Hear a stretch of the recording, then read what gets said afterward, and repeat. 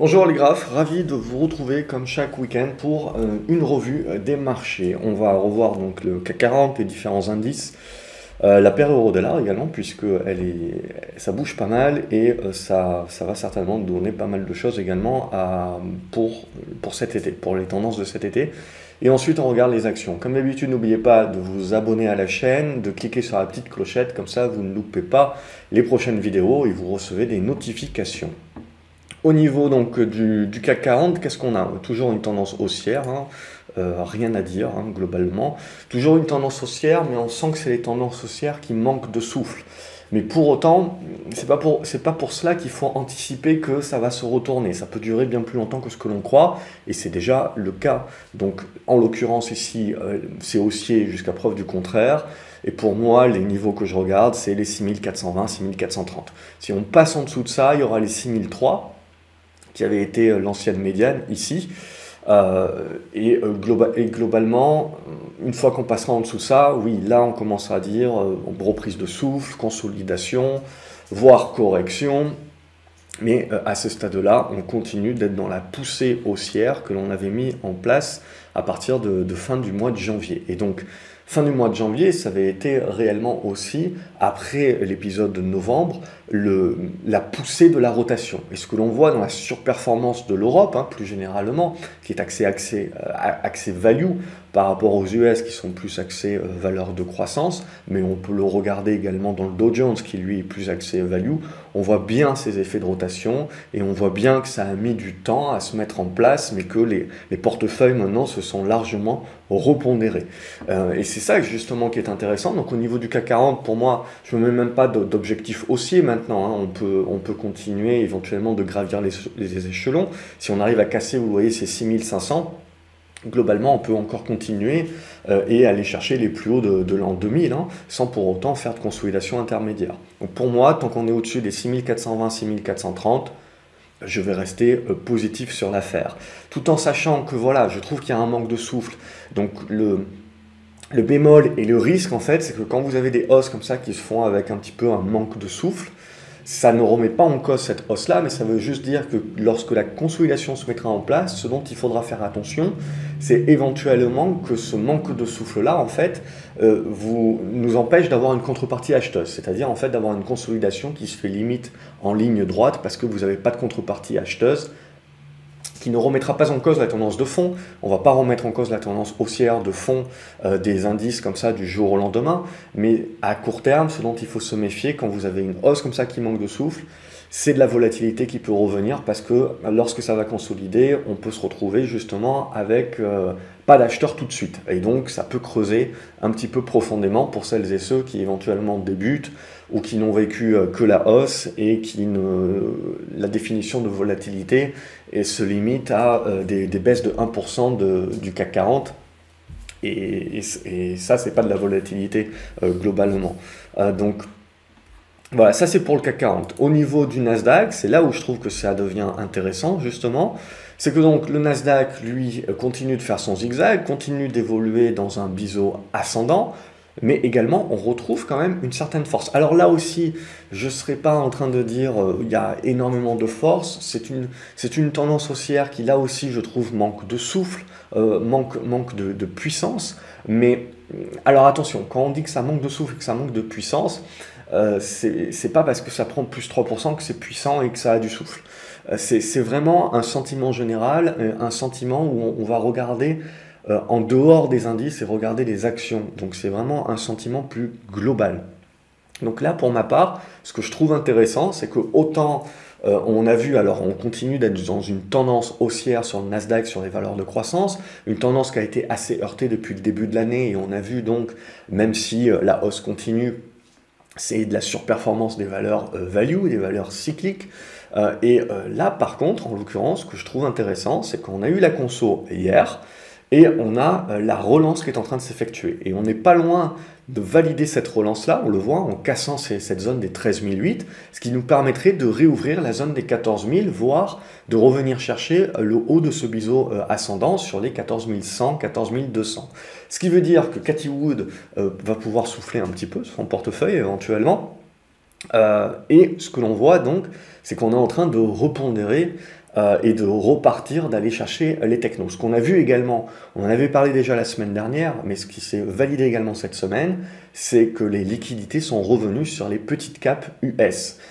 Et elles sont revenues également en mode entre guillemets spéculatif. Et ce qui est très intéressant, c'est qu'on a, pour l'instant, ce qu'on voit, c'est qu'on n'a pas cherché à se faire des nœuds au cerveau. On a repris les mêmes valeurs sur lesquelles les WSB, là, les Wall Street Boys, ils avaient spéculé en début d'année, et on a refait la même, et on les avait fait. Et là, on est en mode acquis le tour, et on est en train de les faire une à une. Donc là, voilà, ce que l'on constate, c'est encore une fois ce que je vous rappelle souvent, le marché est une relation offre-demande. Vous avez des fondamentaux, il y a une certaine rationalité, il y a derrière l'efficience du marché, etc. Ouais, mais il y a surtout la demande. S'il y a énormément de cash sur le marché, des gens pourront acheter n'importe quoi et ça pourra même continuer de monter, même si tout le monde vous dit c'est n'importe quoi, c'est dérisoire. Je veux dire, s'il y a des mecs qui sont capables de payer des pots de bananes collés sur un mur avec un strap 10 000 $, vous avez bien compris qu'au niveau des fondamentaux, quand le monde est rempli de cash, on n'est pas très regardant. Donc c'est de la spéculation et on joue les deltas. Et ce que ça joue, ce que le marché joue, c'est qu'ils trouveront un autre couillon à qui vendre plus cher. Donc c'est ça qui délivre derrière le FOMO, c'est ça qui délivre la psychologie des foules. Donc c'est ça pour moi qui est important dans le marché. C'est pas de dire c'est n'importe quoi, ça fait partie du marché. C'est de l'accepter, de savoir que ça fait partie du marché et de savoir quand ça arrive, en profiter éventuellement si tel est notre profil. Donc là, en l'occurrence, ce que je trouve assez intéressant pour moi, c'est qu'on a une bonne résilience des valeurs de croissance et qu'on le voit, le break, on n'est pas loin du break, donc il va falloir le confirmer. Mais si on arrive à le confirmer, on va confirmer également la force de ces valeurs de croissance pour aller chercher certainement un petit peu plus haut vers ce biseau ascendant. Et là, la grosse question qu'il faudra se poser, c'est ce biseau ascendant, est-ce qu'il aura la capacité de casser par le haut? Parce que s'il casse par le haut, c'est là où réellement vous avez le crack haussier entre guillemets qui se met en place, c'est-à-dire les vendeurs à découvert qui doivent se racheter, etc. Et ce qu'on a pu voir comme phénomène sur un certain nombre d'actions peut se dérouler également sur un indice, d'autant plus que les indices dorénavant sont concentrés, surpondérés, on en a déjà parlé, en une poignée de titres. Donc, à aujourd'hui, on a un petit peu de mal à voir quels seraient les catalyseurs en effet de cet événement-là, mais comme je vous ai dit, les catalyseurs peuvent être aussi simples que y a du cash, il y a toujours énormément de cash, et éventuellement on a réduit à nouveau le risque, puisque au niveau de l'inflation, globalement, on se détend aussi. Donc on voit les États-Unis redémarrent, les stats sont bonnes, alors des fois elles sont meilleures, des fois elles sont moins bonnes que attendues. De toute façon, les estimations, les mecs sont toujours plantés. Mais l'idée, c'est surtout, au-delà de dire c'est moins bon que prévu, c'est meilleur que prévu ou pas, ce que l'on voit, c'est qu'on a ce redémarrage qui est vraiment en train de se mettre en place. Ce qui crée du coup un différentiel, ce qui continue de créer ce différentiel entre les US et l'Europe, mais l'Europe va arriver, hein, l'Europe a un temps de retard globalement, mais on va avoir ce genre de statistiques-là aussi. Donc du coup, en attendant, le marché il a ce sentiment à ce stade qu'il se détend sur les taux. Donc on reprend ici, vous voyez le TLT, donc ça c'est les taux à 20 ans américains, et donc plus ça monte, hein, plus ça veut dire que les taux se détendent et baissent. Et donc évidemment, ça fait plaisir aux valeurs technologiques. D'où on voit le retour en force. Mais là aussi, on reste encore dans la figure à ce stade-là. Ce qui va vraiment être important maintenant, c'est de valider cette relance, qu'on a un début, on le voit avec ce chandelier, et de réussir à breaker par le haut. Et là, on pourra se détendre beaucoup plus sur cette inflation éventuelle et donc sur les taux. Mais c'est ça qu'il faut jouer maintenant, c'est le break. Donc ça va se jouer là sur les prochaines séances, c'est pour ça que j'avais dit que ce début de mois de juin, on aurait beaucoup plus d'indications pour jouer. Et donc du coup, si on détend ici, ben, le risque numéro 1 que tous les gérants avaient en tête se dissipe. Et à partir de ce moment-là, ils sont blindés de cash, ils sont blindés de liquidité. Alors, ils font de la rotation, etc. Mais ils peuvent très bien vouloir prendre quelques profits sur des valeurs cycliques sur lesquelles on a anticipé la réouverture économique, et reprendre des profits sur quelques valeurs value pour essayer de se remettre sur les valeurs de croissance qui sont revenues entre-temps, entre la semaine dernière et cette semaine, on avait déjà parlé, sur des niveaux intéressants. Et là, cette semaine, globalement, on a confirmé. Et donc, on peut accentuer ce mouvement. Donc, on le voit, peut-être, on va le voir, cette nouvelle rotation. Et comme je dis, quand on parle de rotation, il ne faut pas penser tout blanc, tout noir. Hein. Les rotations, c'est pas je vends tout mon portefeuille value, je passe à zéro, et hop, j'achète comme un gros bourrin en max valeur de croissance. Non, ils vont peut-être sortir 5%. Pour certains d'entre eux, ça dépend des tailles de portefeuille, jusqu'à 10 éventuels, et se remettre sur des valeurs de croissance. Mais voilà, c'est les pondérations, je veux dire, ça se fait à la marge, et surtout, ça se fait au fur et à mesure. Hein. C'est le paquebot. Donc voilà un petit peu où on en est de tout ça. Du coup, évidemment, cette détente, etc., ça a un impact sur l'or, en fait, ça a un impact sur l'euro-dollar, mais on va le voir plus tard. Mais du coup, ce qu'il faut bien se dire, c'est que hier, tout le monde a parlé de la baisse de l'or, pareil sur l'euro-dollar, sur le silver, etc., et a dit, bon, mais voilà, qu'est-ce que c'est? Ça y est, on croit plus à l'inflation, etc. Voilà. Vous ne mettez pas des œillères, ne regardez pas trop court terme. Il faut regarder ce qui se passe. Ce qui s'est passé hier, c'est un pullback sur cette oblique baissière qui avait été cassée à la hausse et donc qui sert de support dorénavant à nouveau. Donc on ne remet pas en cause le signal de retournement qu'on a sur l'or depuis avril.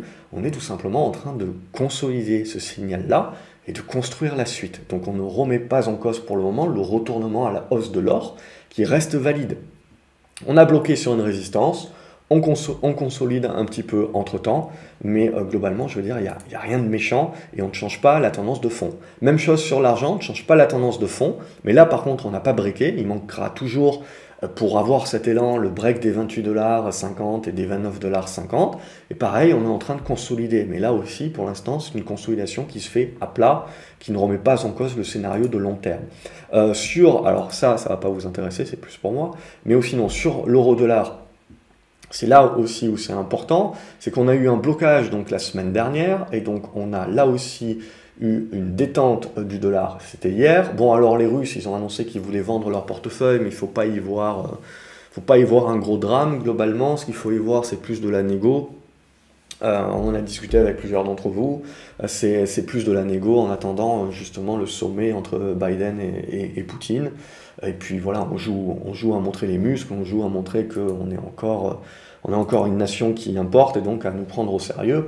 Mais globalement, pour les marchés, je ne pense pas qu'il faut y voir un réel impact.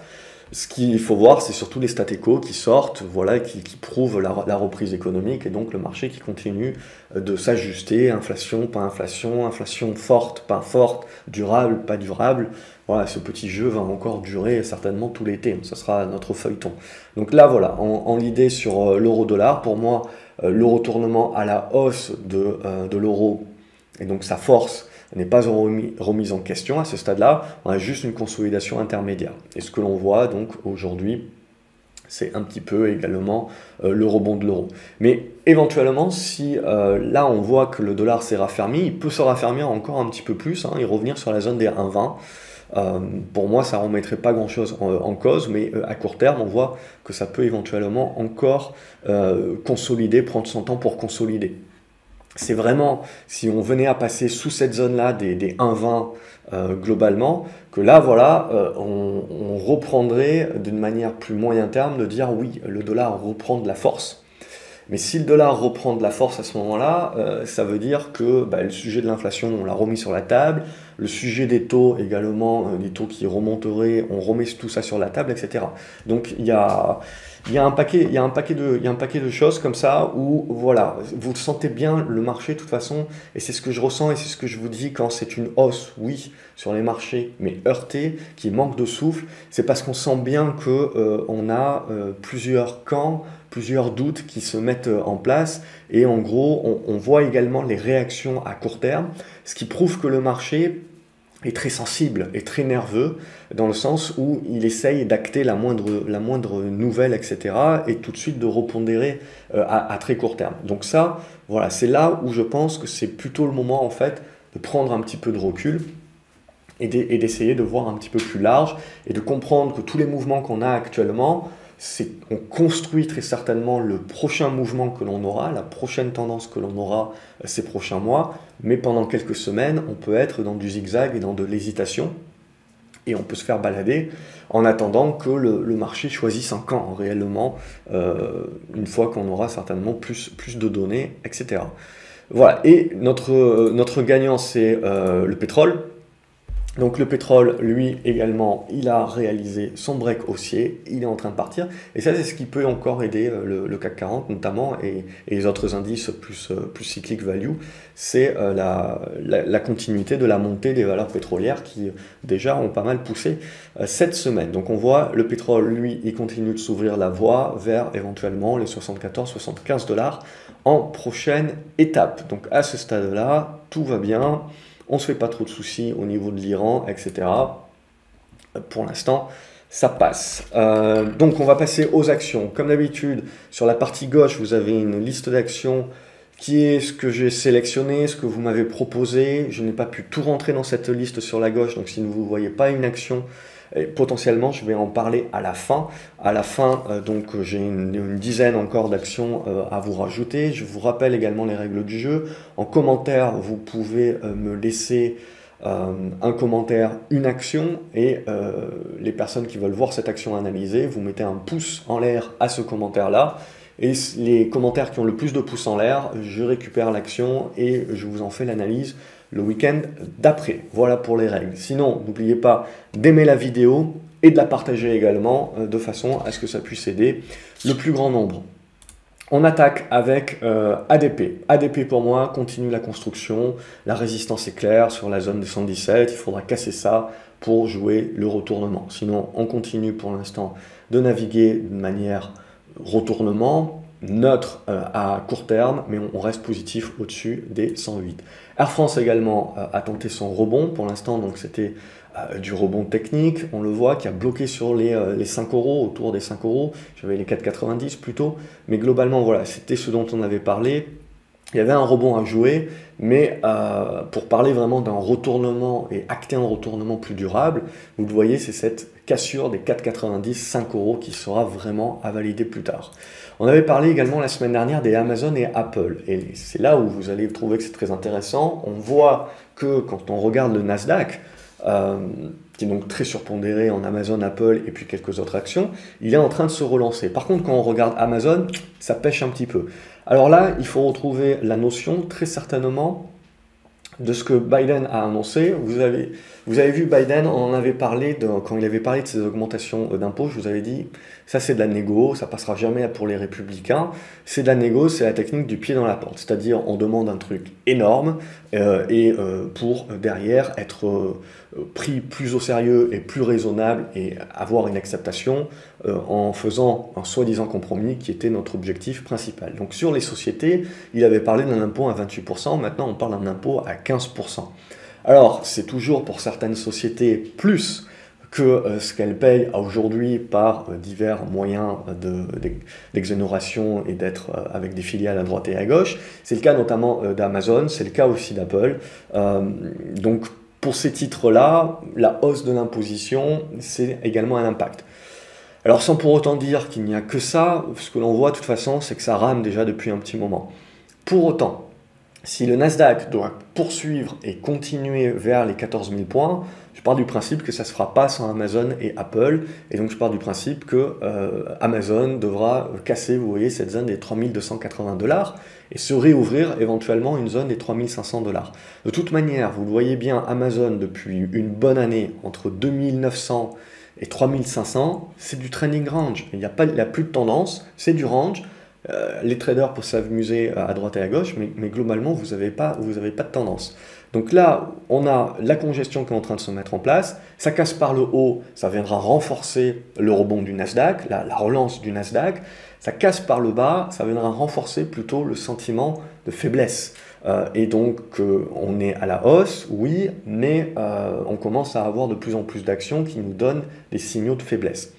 Donc là, on est dans le no man's land, hein, c'est la congestion entre les deux. Apple, on va retrouver la même chose.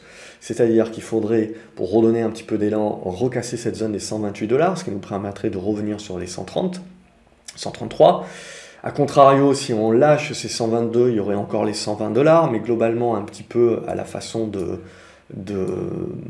Amazon, vous le voyez depuis quasiment une année, entre 110 et 140 $. Alors il y a de la place pour trader bien entendu, mais entre 110 et 140 $, il n'y a plus réellement de tendance non plus. Donc là aussi, pour moi, ça reste mes deux indicateurs que je regarde comme ça et qui vont nous dire voilà, si on peut vraiment compter sur de la puissance ou au contraire de la faiblesse. Donc ce qui veut dire que vous sortez Apple, vous sortez Amazon, c'est les autres qui tirent la perf.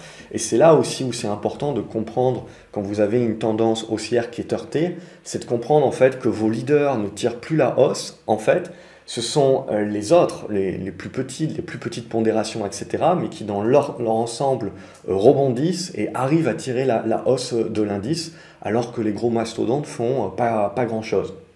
Et ça, pour moi, c'est plus typique globalement d'un marché qui est en hausse, mais qui va devenir plus heurté et manquer de souffle.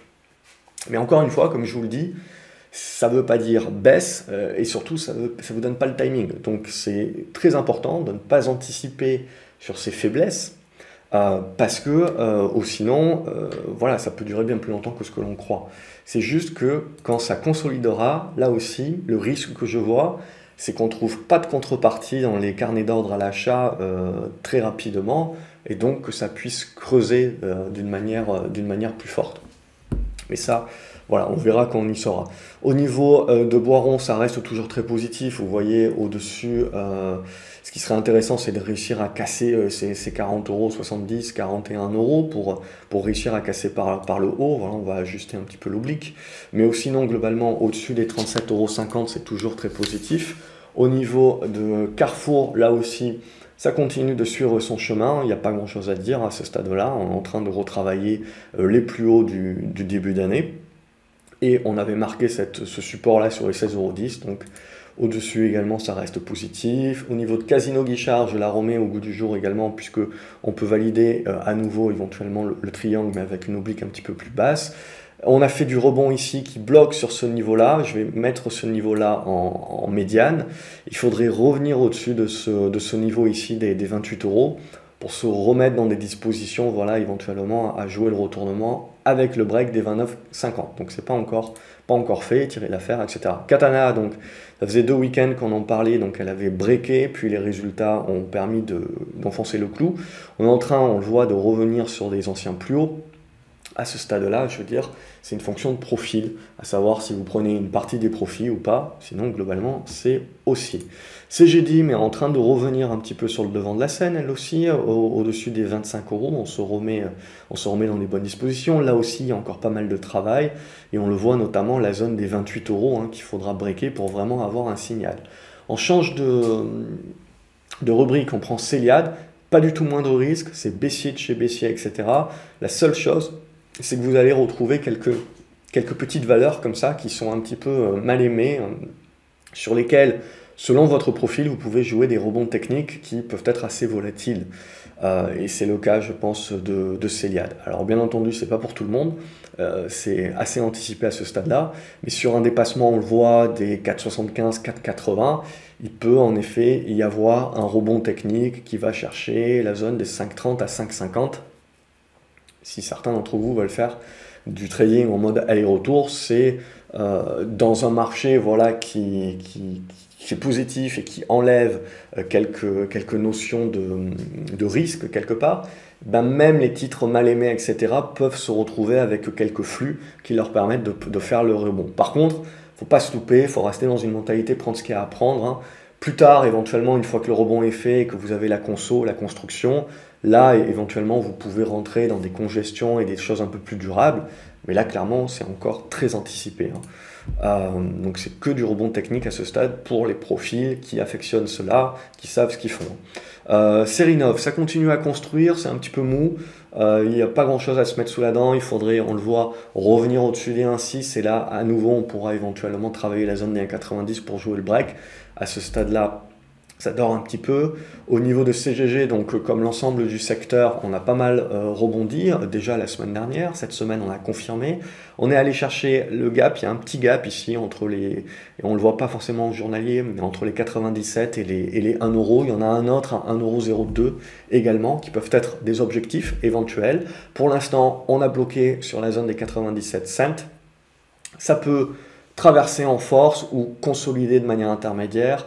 On va dire qu'on a un support dorénavant entre la zone des 91 et 92 centimes d'euros qui peut permettre de construire. Mais en tout cas, on a stoppé l'hémorragie et donc là, on a fait le rebond et éventuellement, ensuite, on peut avoir la construction qui valide le retournement. C'est là où je vous ai dit, si on veut chercher peut-être encore du potentiel, ben, il y en a peut-être encore sur les valeurs pétrolières. Alors elles ont bien rebondi cette semaine, elles peuvent éventuellement construire et souffler par la suite, mais il faudra quand même les garder à l'œil parce que de cette congestion, si elles ont certes par le haut, on aura à nouveau des tendances à suivre d'une manière plus durable. Claranova, elle est fidèle un petit peu à elle-même, elle continue de tergiverser à l'intérieur de son biseau descendant. Une nouvelle fois aujourd'hui, elle a testé le bas et on termine quasiment au plus haut. Donc là, ça va se décider. Donc si on arrive à breaker ici, par contre, il y aura cette zone des 7,35, là, 7,40, on va arrondir, qui sera la zone de résistance et la zone que l'on peut viser en rebond technique. Ensuite, éventuellement, il y aura une conso dans un monde idéal où on casse en force, mais toujours est-il que ce pivot, ça sera vraiment ces 7,40 € qu'il faudra redépasser pour vraiment parler de relance de la hausse. Ensuite, c'est un titre sur lequel il faut faire attention, le carnet d'ordre n'est pas suffisamment très épais, donc il suffit d'un gros ordre, de quelques stops qui lâchent, et vous n'êtes pas à l'abri également de revenir chercher les 6,70 €. Pour autant, mon sentiment ne changera pas, c'est un sentiment pour moi où on continue d'avoir une conso larvée et qui est en attente de son signal pour valider le retournement. Alors 7,40, 7,50, ce sera vraiment le pivot pour vraiment valider ce retournement. À ce stade-là, éventuellement, le break par le haut de la figure peut vous permettre d'avoir au moins un rebond vers cette zone des 7,40, 7,50 et après, il faudra voir la suite. Crédit Agricole, pour moi, tout roule hein, sur les banques et tant que les bancaires, ça roule sur les indices aussi. Je valide en pivot cette zone des 11,80 €. Donc si le jour où les bancaires, et Crédit Agricole en l'occurrence ici, cassent cette zone des 11,80 €, là, je commencerai à parler en effet qu'on va consolider ou on est en train de consolider sur les marchés. Tant qu'on tient ces 11,80 €, on voit on reste dans le haut du panier ici et on n'est pas à l'abri même de rejouer un break haussier en mode bouquet final. Hein. Danone, ça reste très propre aussi. On s'est servi là de cette zone des supports des 57 pour tenir et pour relancer. Egide, c'est un petit titre, mais ça se regarde éventuellement pour la relance aussi. On est dans un triangle descendant, vous le voyez. Donc sur la cassure là des 1,35, 1,40, vous pouvez avoir une relance qui vous permet de viser un retour vers les 1,50 et plus si affinité. Au niveau de NG, on a bien digéré le dividende, on est en train, on le voit, de revenir sur cette ancienne zone de résistance qui a servi de support, donc les 12,15 à peu près. Sinon il y en a une autre zone là sur la zone des 12 avec ce gap aussi. Bon, ce serait très important de le conserver. Si on passe en dessous, c'est là où, pour moi, on dégrade un petit peu trop. Donc, à ce stade-là, ça reste très propre. Ça reste des valeurs défensives. Hein. Donc, les valeurs défensives, globalement, on sent quand même aussi que les gérants, ils sont allés, plutôt que de repasser cash complètement, ils sont allés chercher des valeurs défensives, les valeurs non cycliques. Mais ces valeurs-là, elles ont aussi de la dette. Alors, les taux se détendent dorénavant. Alors, il y a une différence entre les taux US et les taux européens, bien entendu. Mais globalement, pour l'instant, les taux ont l'air plutôt de se détendre un petit peu. Donc, les boîtes qui sont super endettées, pour l'instant, elles passent un petit peu à l'as. Et du coup, ces valeurs défensives aussi sont très souvent très endettées. Donc, vous avez un petit peu le mix des deux mondes et il faudra un petit peu juger. Pour l'instant, ce que l'on constate sur NG, c'est une phase de consolidation. La tendance est toujours bonne, mais il faudra acter le retournement et pour cela revenir au-dessus des 12,60 €. Au niveau de Eramé, on est en train de construire également. doucement mais sûrement, hein, on aurait envie de dire. On a bloqué sur ces 62 €, on a un support sur les 56. Au milieu, c'est de la congestion.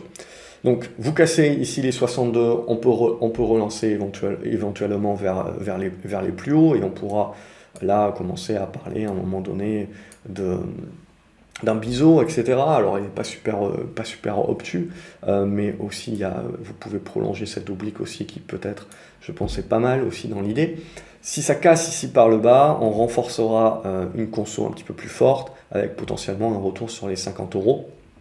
Voilà, et ça sera très intéressant également, parce que si les minières, Arcelor, etc., donc pas que les minières, mais tout ce qui est cyclique, matériaux de base, etc., si elles commencent à casser par le bas, ça validera plutôt l'idée que voilà, on prend quelques profits sur toute la rotation qu'on a faite justement sur des valeurs cycliques.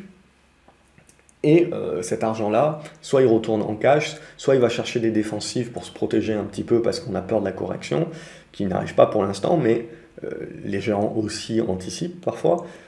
Soit on repondère peut-être des valeurs de croissance, puisque les taux se détendent un petit peu, donc éventuellement on va chercher un petit peu de la perf là-dessus. Au niveau de Euronav, c'est toujours les 8,20 € qu'il faut breaker, ça reste pour l'instant dans la configuration. Au niveau d'Euronext, on est en train de congestionner ici, donc il faut casser par le haut pour vraiment relancer la dynamique. Si vous cassez ici par le bas, on repart pour un tour de correction. Au niveau d'Europecar, elle a breaké cette semaine, on a breaké donc cette oblique. Donc pour moi, ça reste positif. Alors après, on travaille des niveaux de résistance, etc. Mais la zone des 36-37 centimes d'euros est à marquer maintenant d'un niveau de soutien.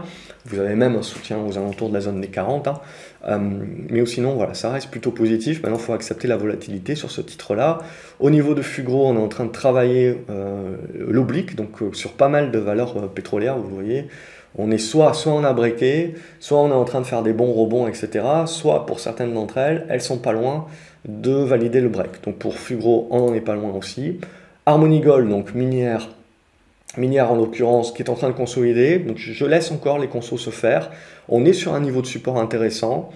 Je suis en mode un petit peu gourmand en ce moment, éventuellement, plutôt les 4,90 $ qui m'intéresseraient pour éventuellement revenir.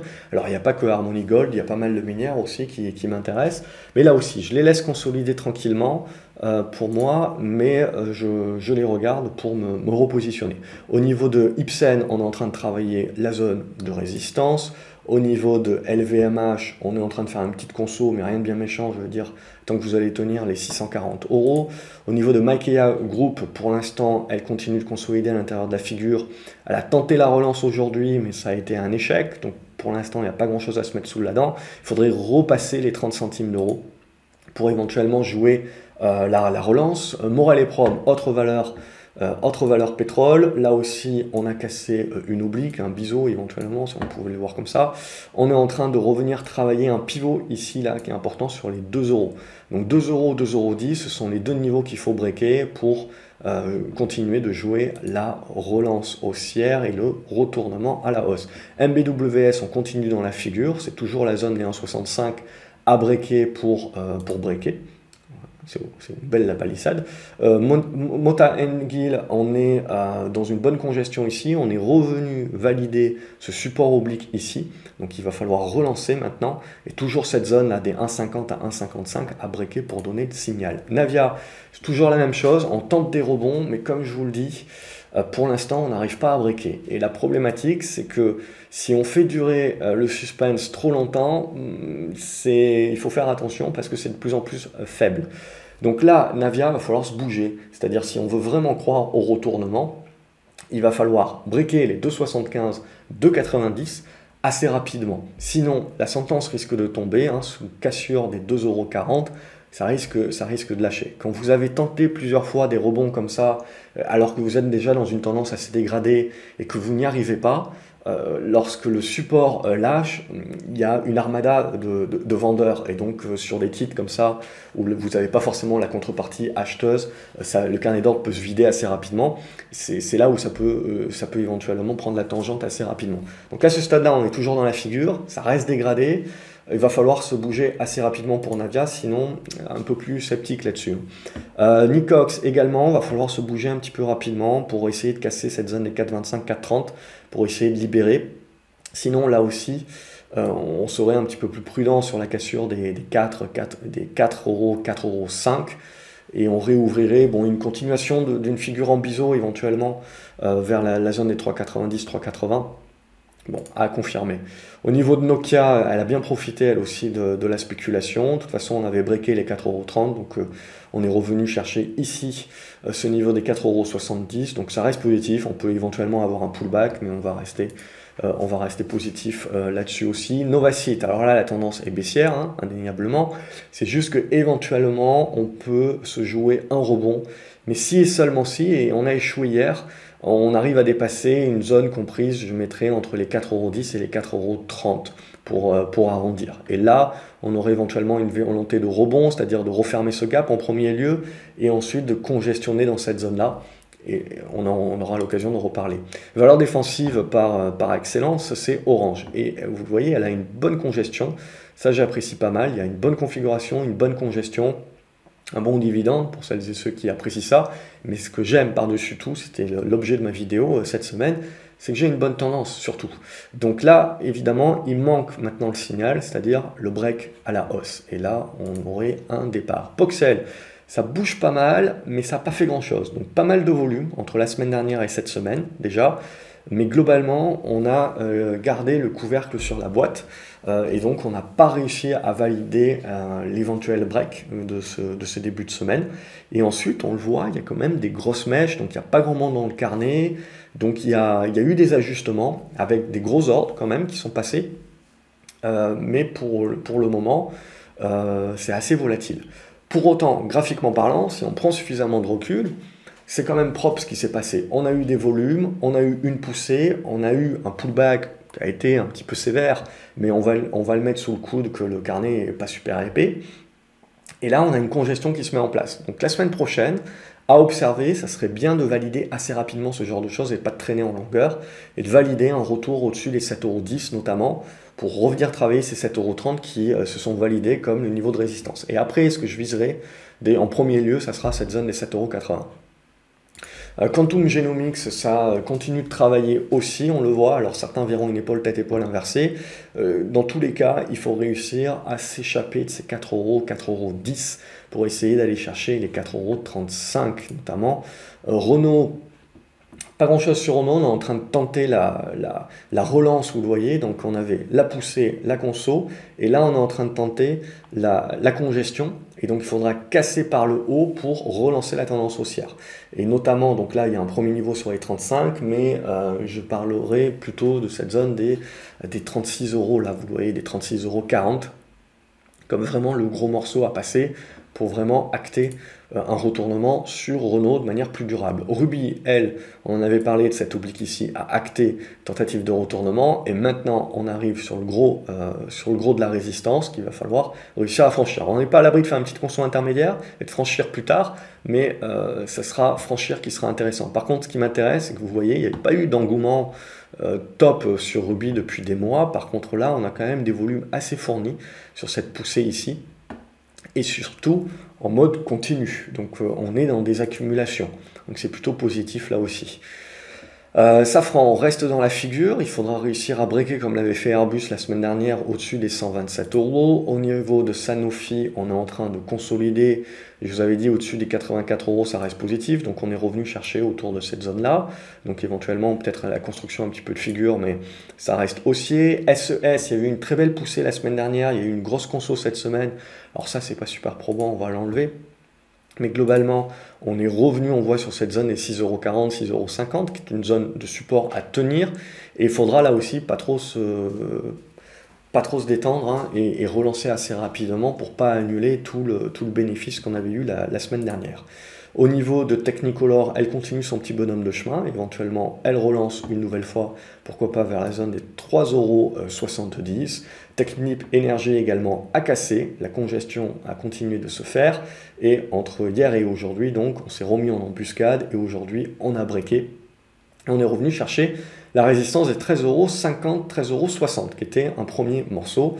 Et ensuite, si on arrive à breaker un autre morceau sur les 14,10 €, et après on reparlera des plus hauts. Terra Nexus, donc il y a le deal qui est toujours attendu pour la fin de ce mois, et du coup, ce qui m'intéresse ici, je vais essayer de nettoyer un petit peu le graphique, je vais enlever mon alerte, un petit peu basse maintenant, de toute manière, mais l'idée, voilà, c'est qu'on se tient, ça travaille, alors c'est pas très liquide là aussi, donc il faut faire attention à pas faire de conclusion hâtive, mais globalement, si on est sur Terra Nexus aujourd'hui, on joue le deal. Alors, c'est qui tout double, ça, potentiellement, c'est quelque chose qui peut être repoussé, on a déjà eu, on peut dire, bah non, finalement, on est encore en train de négocier, etc., donc il faut nous donner encore 3 mois et des poussières. Donc ça serait peut-être pas bien vu, etc. Parce qu'en plus, le carnet d'ordre est pas super épais, donc dès qu'il va y avoir une nouvelle, bonne ou mauvaise, ça risque de prendre des proportions assez importantes. Mais ou sinon, graphiquement parlant, même si en effet, je dirais qu'on a le témoignage d'une phase d'attente, hein, et globalement, bah, c'est ce que tout le monde est en train de faire, c'est qu'on est en train d'attendre. Ce qu'il faudrait, c'est quand même éviter d'aller en deçà des 11,80 €, 12 €. Et ce qui serait encore mieux, graphiquement parlant, c'est de revenir au-dessus de ces 13,30 €, 13,80 €. Et là, on se remettrait dans des bonnes dispositions pour attendre la nouvelle éventuelle.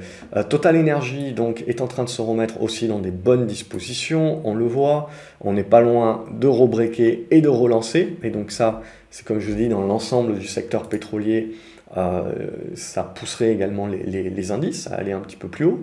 Unibail aussi qui reste dans une bonne congestion, pas loin de breaker son oblique par le haut, donc là aussi éventuellement le côté réouverture est mal aimé, où on joue les rattrapages.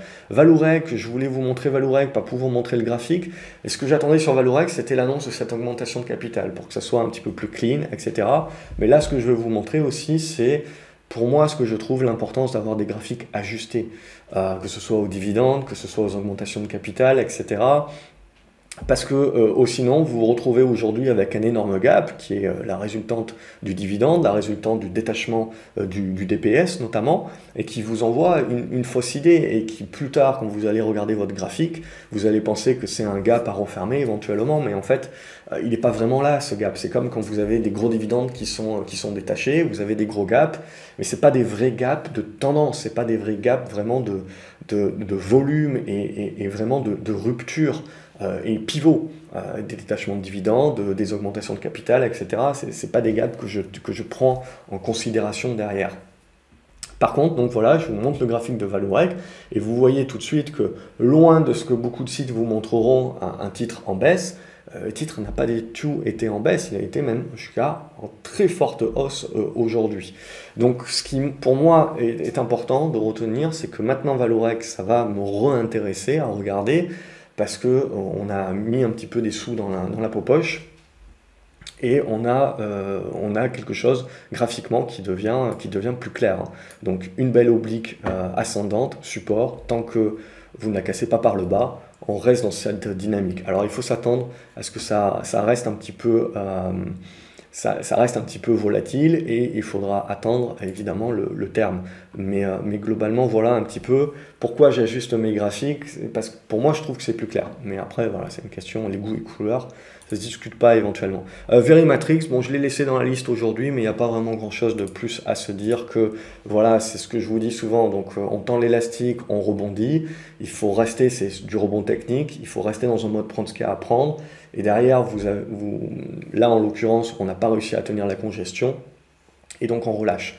Mais après, il y aura éventuellement une construction à voir si on veut jouer les choses de manière plus durable. Allez, on va faire d'autres titres donc, qui ont eu vos pouces la semaine dernière dans les commentaires. On va commencer par Kaufmann. Alors là aussi, il y a eu des dividendes certainement depuis la dernière fois où j'en ai parlé. Donc Kaufmann, allez, Kaufmann, c'est toujours une tendance haussière de fond. Et à court terme, vous le voyez, vous êtes dans une petite congestion comme ça en triangle. Et pour l'instant, on ne réussit pas à déborder. Vous avez besoin de déborder ces 38,50 € pour relancer la dynamique. Attention, sous ces 36 €, on casserait un petit peu la dynamique et on reviendrait travailler la zone des 34 €. Donc là, après, c'est une question voilà, de votre profil, mais c'est la figure que je suivrai à court terme en tout cas. Atos, par contre, on change de régime sur Atos. Là, c'est une tendance baissière. Alors évidemment, on en avait parlé de ce particulier qui avait annoncé, je ne sais plus, avoir une grosse position à l'AMF, qui avait fait des déclarations à l'AMF en disant qu'il avait une grosse position, et on en avait parlé, que c'était certainement un fake, etc., puisque l'AMF ne vérifiait pas. Évidemment, c'est un fake, et donc on remet encore sur la table, et je pense que ça fait des années qu'on en parle, que l'AMF ne vérifie pas. Donc ces annonces-là, voilà, on a encore un bel exemple qu'il faut les prendre avec beaucoup de pincettes. Alors, sinon, au niveau d'Atos, graphiquement parlant, c'est pas moins de risque, c'est baissier, il n'y a rien à dire. La seule chose qu'on peut se mettre un petit peu sous la dent, c'est de se dire, voilà, on est éventuellement en train de travailler un biseau descendant avec une médiane que je vous ai mis ici. Pour améliorer les choses, pour avoir une tendance qui s'améliore, il faut commencer déjà par casser cette médiane à la hausse. Sinon, on navigue à l'intérieur de la partie basse.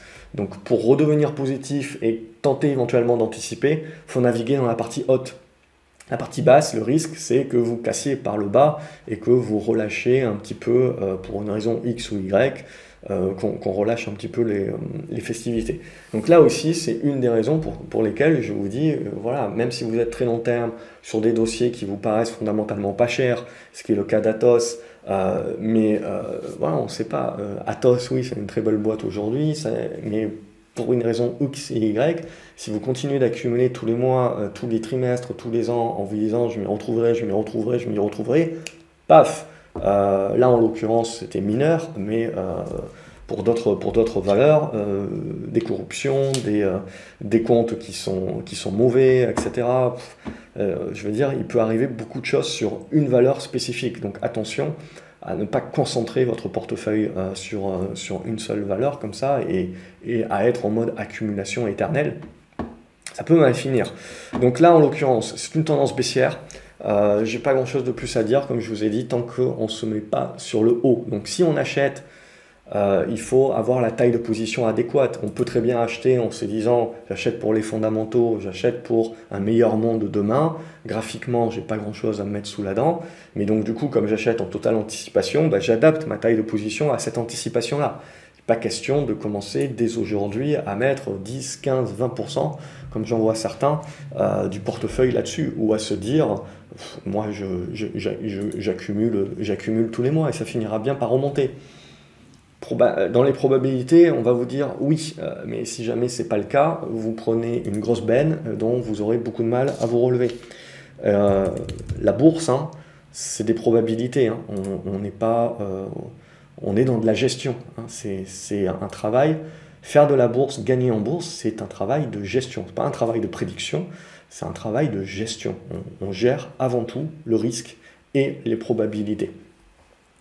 Corian, donc on est revenu, on le voit ici, résistance là, on est revenu sur cette ancienne oblique là de résistance qui fait dorénavant support, on peut éventuellement y voir une oblique comme ça, donc si on nettoie tout le reste, on se retrouve avec une congestion à l'intérieur d'un triangle ascendant. Donc tant que vous êtes à l'intérieur, c'est ok, il faudra casser par le haut donc pour libérer le signal et le retournement à la hausse, ou casser par le bas, il faudra laisser tomber, tout du moins pour du moyen terme. RDSA, c'est la même chose, donc Royal Dutch Shell, c'est la même chose que pour notre copine Total, et là vous le voyez, vous êtes dans ce petit triangle. Donc ce qui nous intéresse, c'est le break par le haut pour relancer, le break par le bas, ça viendra souffler certainement, et si les pétrolières commencent à breaker par le bas, ce que ça validera, c'est que le marché se met très certainement à se mettre en mode défensif pour l'été, en mode j'ai déjà validé et j'ai déjà anticipé toute la réouverture. J'ai déjà anticipé le pic de demande, le fait qu'il y a du FOMO partout, sur l'immobilier, sur le fait qu'on refait des stocks, etc. Et là, on rentrera derrière dans le vif du sujet maintenant, c'est de savoir est-ce que la croissance de soulagement, la consommation de soulagement va vraiment être aussi forte que ce qu'on a prévu.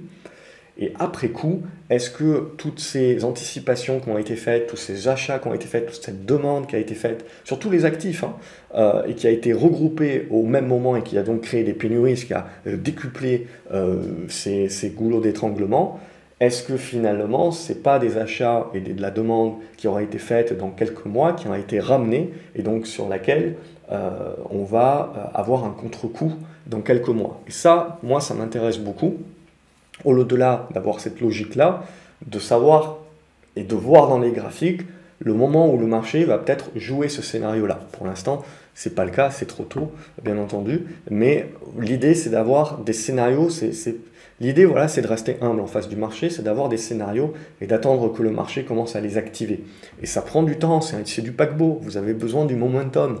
Et pour qu'il y ait un momentum, il faut que tout le monde pense la même chose. Et en règle générale, quand vous avez le momentum et que tout le monde pense la même chose, c'est que vous avez la poussée, vous avez le mouvement final, entre guillemets, parce que tout le monde est dans le même sens. Mais l'anticipation, le fait qu'on travaille le scénario en amont, et en fait, quand vous avez le retournement qui se met en place, ben, c'est que petit à petit, l'histoire est en train de convaincre de plus en plus de gens. L'histoire est en train d'être répertoriée, répandue de manière beaucoup plus large, beaucoup plus publique, etc. Et du coup, vous avez la mayonnaise qui prend, etc. Donc du coup, quand vous commencez à voir tout le monde qui vous parle des trucs, du super cycle, du truc, du machin, je pense qu'on en a parlé déjà le week-end dernier, vous pouvez être certain que vous êtes plus proche de la fin que du début. Ce qui ne veut pas dire justement que ce n'est pas intéressant, parce que du coup, si vous avez tout l'effet momentum, c'est là où vous avez les mouvements les plus importants qui se mettent en place. Au début, c'est assez oscillant, parce que vous avez encore plusieurs camps qui se battent. Donc vous vous doutez, etc. Mais ça se construit au fur et à mesure. Quand vous êtes dans le mouvement final, que tout le monde est persuadé du même truc, qu'il va se passer le même truc, etc., c'est là justement où il ne faut pas se dire, si tout le monde pense la même chose, il faut que je me casse tout de suite. Non, oui, à terme, c'est le risque, et c'est un biais répandu de tous les dictons qui vous disent toujours, voilà, si votre coiffeur ou si le mec dans le taxi commence à vous parler des actions, commence à vous parler des cryptos, etc., ça commence à puer, c'est peut-être le moment de se casser. Mais pas forcément, parce que tous ces gens-là, etc., on en a besoin pour le bouquet final. Et donc, ça serait dommage, en effet, de prendre ces signaux-là, et du coup d'anticiper, parce que vous pouvez éventuellement louper le bouquet final, qui est, comme je vous ai dit, le moment en fait où il y a les plus gros gains. Donc tout ça pour vous dire que c'est important, voilà, de savoir un petit peu la psychologie des foules, et comprendre en fait quand est-ce qu'on a besoin de pionniers, quand est-ce qu'on a besoin de personnes qui suivent, quand est-ce qu'on a besoin des idiots. Et ça c'est très important de comprendre qu'un marché, et c'est comme le monde, il faut de tout pour faire un monde, il faut de tout pour faire un marché. Donc quand je lis, voilà, que les mecs qui sont sur les cryptos, ou les mecs qui achètent des valeurs spéculatives, la dernière en AMC, etc., sont des idiots, etc., la réponse est non. La réponse est non, ça fait partie du marché, donc on ne peut pas juger les gens de cette manière-là. Ce sont des acteurs de marché, et tout comme les personnes qui sont pionniers, tout comme les gens qui anticipent parfois, etc., je veux dire, il n'y a pas de jugement à avoir, c'est des étapes dans un marché, c'est des étapes dans la psychologie des foules, et on a besoin de tout pour faire la tendance. Et justement, on n'anticipe pas quand on a l'impression d'être sur le bouquet final, parce que on a toute cette effervescence, tous ces débutants, etc. Et justement, on en a besoin. Et le timing, c'est ça, la difficulté, c'est le timing, c'est le moment justement où toutes les liquidités qui devaient être investies l'ont été, tous les effets de levier qui devaient être pris l'ont été. Et c'est là où on parle de marché haussier, mais qui manque de souffle. Et c'est là où on continue de suivre les tendances, mais on reste un petit peu plus en arrière, et on reste un petit peu plus prudent. C'est ça l'idée. Et l'idée dans la prudence, c'est pas de se dire je balargue mon portefeuille, etc. L'idée de la prudence, c'est soit de reprendre un petit peu de liquidité, soit de prendre une couverture, soit de réduire la taille de ses positions, ou alors d'aller chercher plus des valeurs liquides. Et donc quand le retournement se met en place, comme je vous ai dit, ça ne se retourne pas du jour au lendemain non plus. Vous pouvez avoir de la volatilité, vous pouvez avoir une contrepartie qui s'absente, et donc du coup des baisses plus fortes que ce qu'on a l'habitude de voir, oui. Mais globalement, si vous voulez du coup rester réactif, etc., la rotation, elle se fait aussi sur des valeurs qui ont une contrepartie, qui ont plus de volume. Après, c'est une question de portefeuille. Si vous avez un portefeuille aujourd'hui, même des toutes petites valeurs, vous pouvez les vendre quand vous voulez, même si les carnets, ça sèche, vous trouverez la contrepartie nécessaire pour vous. Donc c'est une question de réflexion de chacun. Quand on arrive à un certain niveau de portefeuille, On ne peut pas se permettre, quand on arrive dans des moments de marché, d'être surexposé sur des petites capes. On risque de se faire piéger. Alors en prendre quelques-unes, etc., qui ont des bons volumes, ça c'est une autre paire de manches. Mais voilà un petit peu la réflexion. Et de se dire que voilà, les choses ne changent pas du jour au lendemain. C'est met du temps et ça se met en place. Et donc les signaux de faiblesse, vous les voyez bien avant que la faiblesse soit établie. Ce qui veut dire aussi qu'il faut éviter, dès qu'on voit le premier signe de faiblesse, de crier au loup, hein, parce qu'on loupe donc du coup l'essentiel du bouquet final et l'essentiel de cette psychologie des foules dont on a besoin pour les bouquets finaux. Voilà, j'espère que c'était suffisamment clair. S30 également, donc S30 pour moi, comme je vous ai dit le week-end dernier, il n'y a plus grand-chose à se dire maintenant. Ils ont annoncé vouloir quelques mois. Alors il y a une assemblée générale qui va arriver, on verra s'ils auront des données supplémentaires. Oui, il y a éventuellement une nouvelle poussée en mode rebond qui peut aider. Alors peut-être qu'ils annonceront des choses plus tôt. Mais après, voilà, c'est un titre de trader. Pour moi, je considère ça encore comme un titre de trader. Donc l'idée, c'est que vous avez marqué un niveau de support aux alentours des 4,50 €. La relance qui aurait besoin de dépasser les 5,20 € à mon sens pour revenir tester le haut. Et ensuite, la moyenne mobile 20 va continuer de baisser et sera, si vous avez la relance qui s'effectue, peut-être un niveau d'objectif, mais elle continue de baisser assez vite. A contrario, si vous cassez les 4,50 €, bon, pour moi, en mode trading, il faut laisser tomber et attendre le prochain niveau de soutien qui est éventuellement cette zone des 3,80 €, 3,60 € ici, qui est une autre zone de gap. Mais bon, globalement, pour moi, c'est que du trading qu'on peut effectuer éventuellement sur je vais y arriver, c'est le week-end, et bientôt l'apéro. Du trading qu'on peut effectuer sur les unités de temps inférieures. FH continue de bien construire, ça reste toujours positif, on a un bon support aux alentours des 88 €. On a tenté de sortir cette semaine, pour l'instant c'est pas passé, mais globalement voilà, c'est le niveau qu'il faudra réussir à casser. Pixium Vision également qui m'a été demandé, alors c'est un peu plus spéculatif, mais là aussi il y a peut-être un coup à jouer pour ceux qui aiment bien les valeurs volatiles.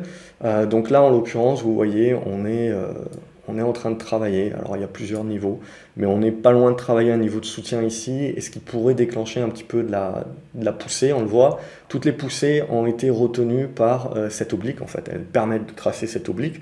Donc, l'idée pour avoir une poussée plus forte et revenir certainement dans cette zone AD1 25, ça sera de casser cette oblique-là. Donc, on observe et éventuellement de départ. Mais là, il y a une bonne congestion qui peut éventuellement vous permettre d'avoir un premier effet qui se coule en termes de rebond plus spécu. Et voilà, j'ai fait globalement le tour. Non, il y a Ubisoft également, qui n'a pas eu beaucoup de votes, mais je la prends quand même. Et Ubisoft, voilà, l'idée que j'avais, c'était un très beau rebond, mais qui reste technique. En fait, on est revenu travailler l'ancien support qui devient résistance. Et là, maintenant, il va falloir attendre qu'on construise quelque chose d'autre, hein. Il n'y a pas grand-chose à se mettre d'autre sur la dent que cette congestion éventuelle. Il faut attendre que ça casse par le haut, hein. Et ça, je vais l'enlever.